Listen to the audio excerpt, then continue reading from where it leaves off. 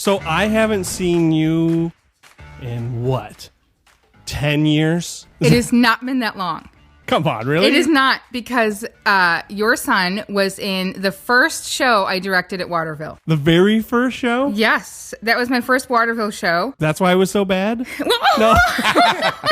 Oh, my goodness. Wow. Yeah. I mean, take that. I had been, by that time, I'd been directing like 15 years. So I hope it wasn't that bad. It was the second time I directed that same show. It was a adorable show, actually. It was a children's show. It was a children's show, yes. I directed Aladdin Jr., and I had directed Aladdin Jr. at a different theater in this area. I was at a different theater for like 11 years before moving to Waterville. You're allowed to say the other theater. It's okay. We're all friends here. I don't know that I want to. Oh, okay. I don't think I want to do that. Gotcha. But I had directed Aladdin Jr. over there, and my daughter had played Abu. She was like 18 months old, and so then she was this cute little thing in this fuzzy little costume who came out holding Aladdin's hand and a banana in the other, and just for the cuteness factor. So the whole audience just went, aww, and then she was gone as quickly as she was on, and she was done. Fine. Yeah. So, when I got an opportunity to direct it for the second time and trying to find things that were different, and I remember your son auditioning and going, I want to give him a really fun role. What can we do? So I gave him a mute role. Yeah, no lines at all. No lines. It was the easiest show he ever did, right. Followed by Les Mis, which he said was also really easy because it was just singing the whole time. Oh, yeah. Well, yeah, there you go. Easy to memorize the show when you just have to sing, but clearly not having any lines and just monkeying around on stage was his. And he did so good. It was like, how do you showcase everything that he can do? This is not the Gabe Omler show. We got to stop talking about him. Okay. This is the Ron Matnick show. If we're going to talk about anybody, it's all about Ron. Perfect. He gets annoyed because he's like, you're not talking about me, are you? I'm like, no. Yeah. Never. But that's how I met you. Right. I know. That's unfortunately for my son. And anybody listening to this podcast is probably already annoyed with it. It is how we know everybody is Ron and our children did theater. And if they hadn't done theater, then we wouldn't be sitting here talking about it. We'd do a fantasy football podcast. Yes. Yeah. We fell in love with musical theater and had no business being in love with musical theater because we had no upbringing with it. And our children brought us in. And so now magically we are connected to every single person in the area because that is how we are. That's how our children were the one who brought us in. So unfortunately for Gabriel and for Tyler, they get brought up. We don't have lives, no. Yeah, well, if it makes you feel any better, the fact that I know so many people in the area because of theater also upsets my child because we can't go anywhere without somebody recognizing. Well, my wife is like a world-class famous photographer, so that makes it doubly worse too. She gets spotted and gets selfies taken with her when she's at Old Navy. Wow. Yeah, that's she's pretty kind impressive. of a big deal. Yeah, she is. So very much. Waterville is like the senior citizen theater group in the area. I mean, there are theaters that have been around longer. Name 7. I can't name 7 that have been around, but I can name, at least the Rep has been around longer. And because they've been around over 100 years. Whoa, when did Waterville start? Are you kidding me? 1952. We knew the answer. You know what? We were just discussing this, and there's some places that say 51 and some that say 52, so I didn't want to get it wrong. So good job. So almost 70 years, yeah. But definitely the senior citizen. Yeah, I mean, are you talking about like our audience? No, I would never say that. Are you referring to the blue-haired audience? No. I'm referring to just the actual theater. The actual theater, yeah. I mean, it has been around a really long time, which is great. We're very, very established, and yeah, for sure. Now, every one of our theater groups that we're going to be talking to seems to have like a niche in what they do and what's going on. Like we interviewed Cutting Edge, and Cutting Edge is like exactly that. They're cutting edge. They produce theater shows that are a certain way. Issue Box does stuff about issues in the neighborhood. So where would you classify Waterville? Well, it's kind of funny that you call us like the senior citizens because we are very much the family-oriented theater. Okay. You know, and you're right. Like, that's the great thing about Toledo is that for a town the size, we should not have so much theater. And we do. And it's kind of like saturated with it. And it's beautiful because you really can't have enough. There's so many different like things to go to. And depending on what your style preference is, or sometimes you just, you know, kind of want to bounce around, and sometimes you want to do like cutting edge and get really into the issues with Issue Box. But we are definitely like family friendly, family oriented. I do a lot with the kids program. That's kind of my baby. That's how they kind of enticed me over to Waterville is here's the kids program, kind of dangle that in front of me. And so, yeah, we just finished doing a play called Black Comedy, which, wasn't for kids necessarily, but it's still something that you can go to, and it's going to be lighthearted and, you know, something that you're not going to be embarrassed to see with your grandma. You know, those are the kind of shows that we're putting on.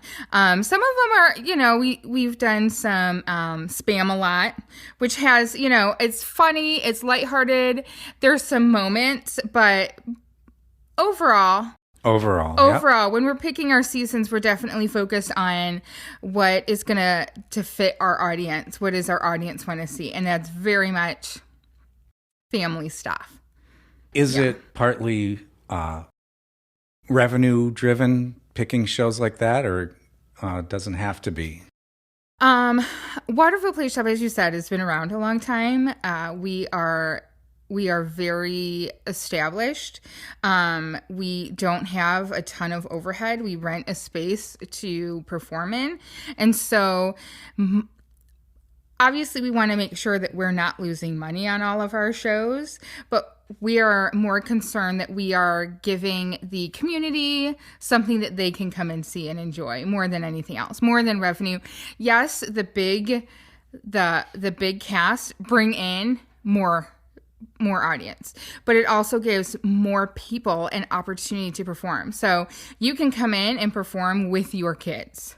And that's something that we kind of stand out with because most theaters aren't doing things like that, aren't getting, Matilda has a cast of about 50, and we have families in there. We have parents. This is their first time performing because they get to perform with their kids. So that's adorable, actually. Yeah, it is. It really is. It's very heartwarming to see parents come in and they're auditioning and they're more scared than their kids are. And they're in tears and they're just like, I'm doing this for my kids. And it's just like, they're in tears. Yes. And then I'm like, it's fine. That's fine.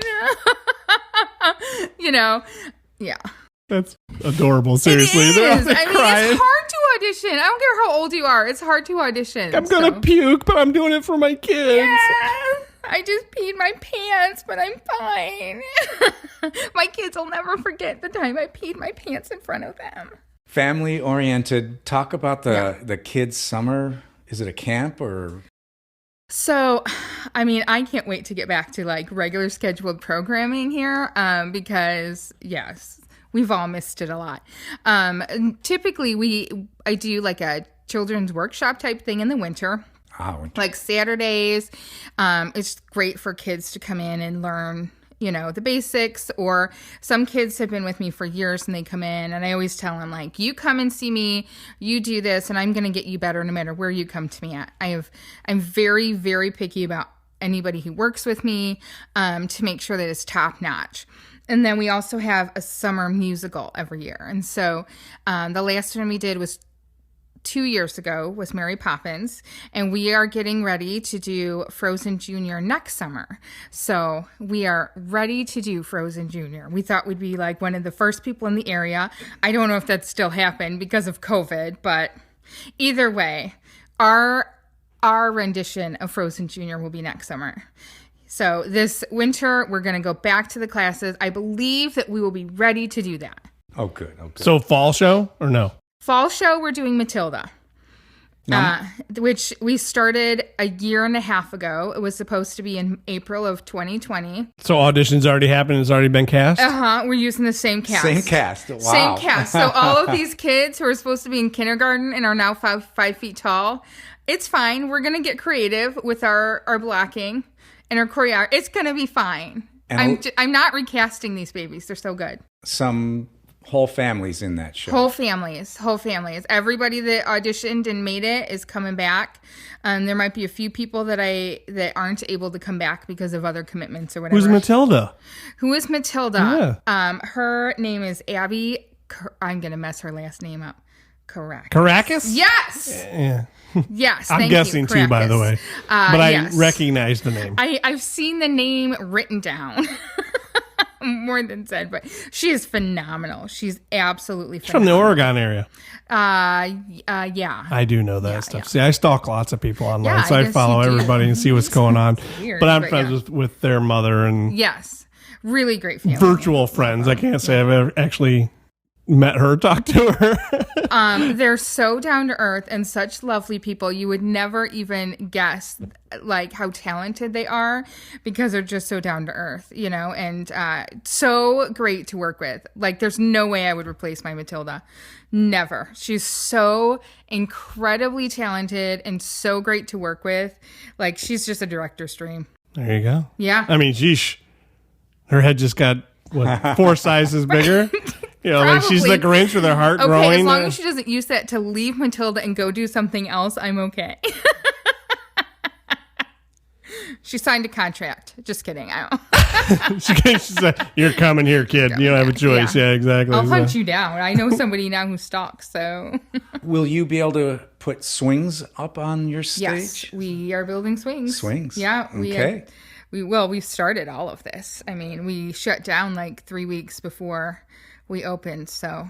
They're going to swing out into the audience? Well, look, we're at the Mommy Indoor. There's only so much we can do. We can't swing into the audience, but there will be swings. Over the pit? Over the pit, yeah. Oh, great. Are you in the pit? No. Okay. No, but it's still great to see her. Yeah. So you were 3 weeks away from opening night and had to cancel. Yeah. So you're already, Between 3 and 4 you've weeks. already rehearsed for a month and a half. Yeah. Uh-huh. So really, it's refreshing. They're going to have to refresh everything all over again. Nobody remembers any of it. Oh. Nobody. I mean, the choreographer doesn't remember any of it. I don't remember any of it. Nobody remembers any of it. It's been a year and a half. I've taken the scripts back. Nobody remembers. Oh, wow. It has been a year and a half, hasn't it? Yeah. Can you fly things around the room? Look, I am nothing. She's like, listen, mister, shut the hell up. Yeah. No. It's a great question because I am nothing if not a very creative director. And so there are things that we will be doing to bring the magic onto the stage. I'm not telling you my secrets, though. You have to come see it. Okay. Magic. There is magic. I can't believe how many of these directors are like, we're not telling you anything. Have me back after the show. I'll tell you how it's done. Mm-hmm. What? I reveal no secrets. None. Well, because we want you to come see the show, and then I would totally reveal secrets. Well, obviously, I mean, everybody's going to come see the show. That's a given. Yeah, I hope so. It's great. It's great. Yeah, there's some magic though. Some really cool magic stuff that we're doing. It's Matilda. There's got to be magic. There has to be. Yeah. Did you? Now this is an adult cast too, right? It isn't just. Yeah. Okay. Yeah. I thought so. Yeah. Yeah. Now, I'm familiar with Principal Truncheon. Is that how you say it? Trunchbull. Mm-hmm. Yes. So typically on Broadway or in a lot of the productions, Trunchbull is a male that plays a woman, right? And so when I went into casting, I said, I will only do this if this man plays it as a man playing a woman, not playing as a woman, right? Like that's really, really important to me. But the person who came out and was perfect for the role was a woman. Annalisa. Yes. Who? Annalisa? Yeah. Never heard of her. Yeah, she's Annalisa what? Clifton. Oh, how do you know her? Morticia. Yeah, she was Morticia, and she is so good. She's so great. I saw her as Morticia. She is Yes, so good. she So I is believe so you. good. Yeah, yeah. But when she came in audition, I was just like, nope, it's got to be her. It just has to be her. You're like, I had this mindset. I know. I was so excited to put a man in this costume, but it didn't work. No, had it's to be good her. though. I'm glad to hear the flexibility Oh, yeah. in yourself, which I'm Yes. sure also applies to many of the Waterville people who direct and do these. So, like, all yeah, the a lot of my shows, the villain, for instance, Scar, was played by a girl. A blonde, curly hair girl who was very feminine. Like, I mix up these roles all the time. Yeah. Bobby Brannick. I don't know if you remember Bobby. Yes. she was Scar. She was Scar. Oh, she Yes. was also the bad guy in Aladdin, Jafar. Yeah. I started, which she was wonderful. yes. And I will never forget that conversation with her mom when I called her mom to tell her, okay, just hear me out. I need you to trust me, Kim. And she was like, okay. And I said, I want Bobby to play Jafar. And she legit saw her as a princess. And she just kind of went, okay. But I'm telling you, she ended up getting stereo cast because she's a character actress. And again, that was something that her mom couldn't see. But I think by the time she played Scar, her mom definitely saw that she was a character actress. And those villain roles are just too much fun. So yeah, I love mixing all those things up. Like, I just do. It's great. So, what's the season then? You didn't quite go into. You just said Matilda. this season, So Matilda, yeah. So But- we know now that Waterville is a family-friendly show. Yes. You're never gonna do Spring Awakening. No, we won't. You ever gonna Not do? that there's anything wrong with those shows. Right. Yeah. So we're actually starting with Godspell here in September. And that was another one that's gotten pushed back from the 2020 season. So we got one in there, and that's in September. And then we turn right around in October and do Matilda. And then we don't have another show till April when we do How to Succeed in Business Without Really Trying. So if you are a man interested I am a man. You are? I guess that was more rhetorical, but Oh, okay. sorry. You're looking right at me when you said it. I was like, yeah, I'm I've totally got a two man. in here, so I got cojones. Yeah. this would be a They need old guys. yeah. They need old you guys. want to do a show. This is the perfect opportunity, and then we end the season with Frozen Junior in June. So yeah, that, and of course we've got the workshops in there, and we are all just like the board. We are just ready to get on with the season and start producing shows because.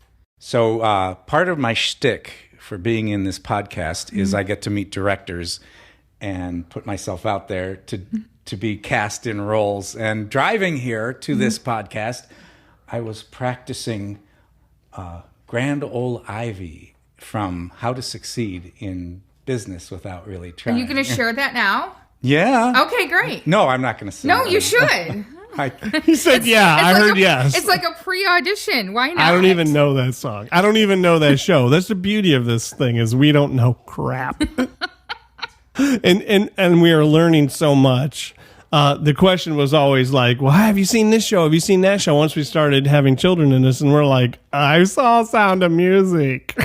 Yeah. And that's all I've seen. And theater people always give you that look of, oh, It's like, oh, yeah, that's not. You're so second class. I'm like, all right. Sorry. yes. So 1952 to 1962 were just plays from what I researched. 1962 was the first musical. That you take my word for I it. take Yes. your word for it's it. on your it's on your website. Okay, that's fabulous. I mean, I love Waterville, and I know a lot about it, and a lot of the people who were kind of some of the first founder. But I do not know all those specifics. I was not around. And you're on the board. ago. Yes. You're a board member. Yes, I'm vice chair of the Vice board. chair. Yeah. Number 2. What's that mean? What's Yeah. vice chair mean? It means number 2. I'm like the. You're going to take out the chair and then you can move in? I mean, Then what's the chair No. do? Okay, anybody who's ever been in any sort of power knows you don't want that position. Like, I don't want all the power and all of the responsibility. Who's the chair? Marsha Cochran. Yes. She's great. Guess what? I've never heard of her. That's me though. She's great. She's I've never heard of wonderful at lots what of she people. does. She was grandmama in Adam's Family. Ron to the rescue. See, Yes. Ron to the Yes. rescue. The other cast. There were 2 casts, yes. Yeah. And she was she Golda in Fiddler on the Roof. Fiddler on the Roof? Yep, I've seen her. So, from your description of all the shows that you do, they're all family friendly, but they also seem to be all kinds of size shows cast as well. Oh yeah. I mean, sometimes we do small shows and sometimes Dark comedy was small. Yeah, there was like 8 people in that people? one, and that was a straight play. We haven't done a straight play in quite a while. Wow. Yeah, it's you'll find a lot of theaters don't do straight plays. I know the Rep does, which is fabulous. It's one of the few places the Village Players can, but it's hard when you're renting a space like Mommy Indoor to fill that space up with people to come and see them. So typically we do a play and you lose money on them. Why? Why do people hate plays? Because I don't know. I love going to see plays, so it just doesn't have the same crowd, the same audience that a musical does. And Matilda is a cast of thousands. It's about 50. And most of them 50,000. Most of them are little kids. Right around there. Little kids. Yes. Now I wouldn't say most of them. The little kid cast is only about 14, 15. Okay. Yeah. Although I had said I was only going to put 10 in, and I just kept putting more in. Why? Why do I keep putting them more in? What's wrong with you? Because they're so cute and they're so good, and I can't tell them no. And you're building a future cast list. Yeah. You start them young, and then, by the time they're 16, they'll do whatever I tell them to. You've got to start them out young. They're so well behaved. So, again, family oriented, you do a scholarship. Yeah. What's that That's about? really important. So every year we do a scholarship for kids going into college. And that's always based on how much they've done with the theater and, where they're going, where they're headed, a whole bunch of different things. But I know for me personally, I won't get involved with any theater that doesn't give back. If they were all about just getting money, I would never have gotten involved in the first place because that's not who I am. My day job, I work in the inner city. So it's so important to me that we see how we can,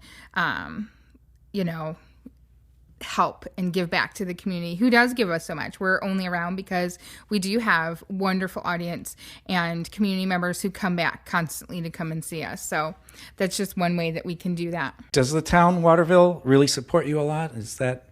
I mean, I would hope. They do. We rent a space from them very inexpensively for us to use as our rehearsal space and kind of a home base. And that's new. Yeah, because you did rehearse in churches. Yes, that is true. We used to rent spaces from churches, and now we have our own space, which is great. This is my shocked face. I didn't know that information. I'm like, what? It was a firehouse turned YMCA. Turned our center. I didn't know that. Yeah. Firehouse because it has the big doors for your props. And so we can open it up and bring a truck in. And YMCA because they had a pool? I mean, what do you mean? No pool. No, there's mirrors. Mirrors. Becomes a YMCA because there's mirrors? Dance studio mirrors. Yeah. YMCA. It was not a big YMCA. I was not around when it was a YMCA, but it was not very large. I can tell you that. It works great for our use. We can... Yeah, but there's a dedicated rehearsal space for every show, every rehearsal. Yes. You probably have multiple rooms to break off. And there goes my voice. I'm just turning like Peter Brady over here. Time to change. See, you should definitely be in theater. Yes. Theater. Why? Because my voice cracks? Because you take things like that and you run with it. Because I'm ridiculous. Yes. Yes, because you're ridiculous. You are a performer all day long. I see. All day. So. Yeah. I don't understand why you want to do shows with children. You are an anomaly. Everybody runs for the hills, yet for some reason you're like, give me the kids. I agree. And everybody says that to me. They're like, I don't want to work with kids. But for me to do Matilda was like, okay, I really want to do Matilda, so I guess I have to work with adults. I guess I'll have to just deal with it and work with adults because I do. I love working with kids. I love it. Do you like being the tallest one in the room? Is that why? I'm never the tallest one in the room. I'm not even that short, but there's always kids taller than me, like fourth graders or, but yeah, it's definitely not the height thing. It's kids listen better than adults do. I'm sorry, but they just do. Kids listen. I can mold them into what I want them to be, and I can make them better performers. And the kids look at me like I know what I'm doing, right? And so I can just tell them, this is what I need you to do. I remember when I did Lion King and started working with the kids on the way they were going to move their bodies as lions, right? Because I said, you're not getting up there as people pretending to be lions. Like, you're getting up there as lions. So this is how we're going to walk. We're going to do all this stuff. And they just all come, what is happening? And by the end, they were all walking like that, even when they weren't on stage, because I made them do it so often. They were more comfortable doing that. But to get adults to do that, there's no way. They would be like, you're crazy. My arthritis hurts. No way. And I get that. My arthritis hurts too. I tell them to do things I can't do. But they, they're just so moldable. And I can go, oh, this is what we need to work on and this is what we need to improve. And then they just do it. And you tell them, to sit down and listen, and they just do it. So, kids are great. I think they're just so much easier to work with than adults. Get those same kids now. Yeah. And do cats. They're already trained. You already got them to be, they're already cats for Lion Cats King. Is one of the worst shows ever written. Oh my gosh. They already know how to be cats, They do. They do know how to be cats. That is true. You hate cats, huh? I do. It's one of those love or hate shows. It's just a weird show. I don't know. So Waterville won't be doing it anytime soon? I won't be directing it. The rights to that, I would expect, would be very, very expensive. I don't know that they have community theater cats yet, but yeah, that's an interesting show. Again, if that's all adults, though, that's not my forte. I'd much prefer the kids show. Yeah, most people aren't like fighting me for the kids shows either. Nobody's coming to me going, no, I want to take over the kids program. You're right. Nobody says that. Okay, so why is somebody, why do they need to come see a Waterville show? Because they're good. Because we're good. And we put everything into it. Our production team is fantastic. I give them little, stick figure drawings of sets, and then they come up with the greatest stuff. That would be the Fitches.